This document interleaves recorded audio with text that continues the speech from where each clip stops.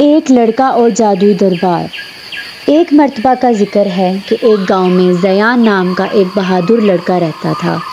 گاؤں قحط کا شکار ہو گیا اور پانی کی تلاش میں زیان نے ایک پر اسرار داستان سنی کہ جنگل کی گہرائیوں میں ایک جادوئی دربار موجود ہے جو ہر مسئلے کا حل دے سکتا ہے، مگر وہاں پہنچنے کے لیے مشکل آزمائشوں سے گزرنا پڑتا ہے۔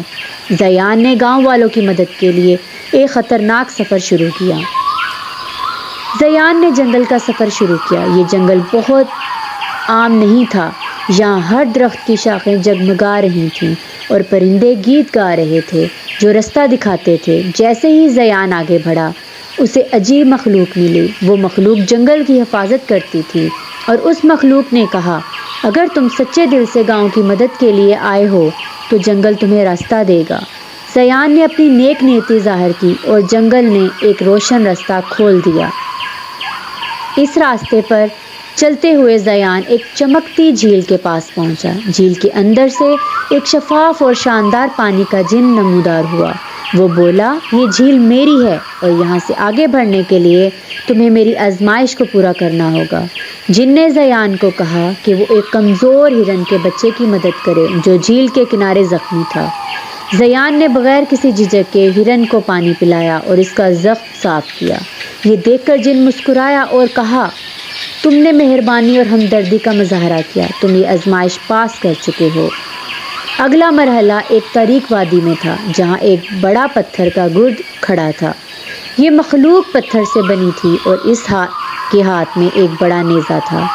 گرد نے گرجدار آواز میں کہا، جو بھی میری وادی سے گزرنا چاہتا ہے اسے بہادری دکھانی ہوگی۔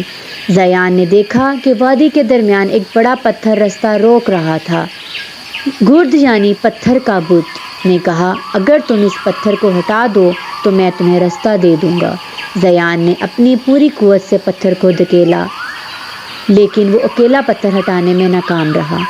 اسی وقت جنگل کے پرندے اور جن کا پانی جھیل سے نکل کر زیان کی مدد کے لیے آئے۔